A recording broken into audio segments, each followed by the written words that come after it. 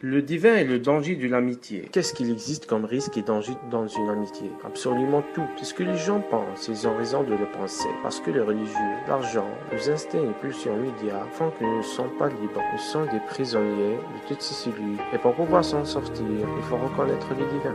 Le vrai divin, le proprement divin, c'est-à-dire l'humain.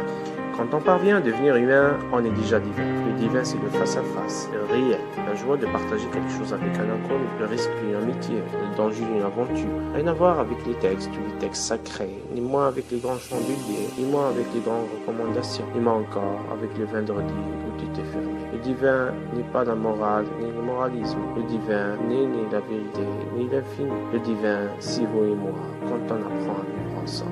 Le divin, c'est l'altérité positive, le bon voisinage, le respect de la femme. Rien à voir avec l'Aïd et son rituel, ni moins avec le mois sacré, où il nous est interdit de manger. Le divin n'est pas le sacré, ni le mystère. Le divin, c'est la prospérité, l'amour et l'acceptation d'autrui. C'est moi qui n'est pas moi. Le divin, c'est le sacrifice que chacun de nous est prêt à faire pour l'autre, sans attente de mérite. Le divin, c'est d'être fier d'aimer ses amis, et non d'aimer prétendre être frère, puis qu'il soit autre que ses frères biologiques. Le divin, il n'est ni les matériels, ni l'être. Et encore loin, l'opposé de l'étang. Le divin, c'est savoir vivre mieux, chercher à connaître les autres pour se reconnaître davantage. Le divin, c'est la liberté à toutes les échelles. Le divin, c'est l'émancipation des femmes, la dignité des hommes, la protection de l'enfance, la confiance et le respect mutuel dans un couple sans qu'il y ait de démonstration. Rien à voir avec Jésus et les grandes prophéties, et moins encore avec la résurrection et l'au-delà.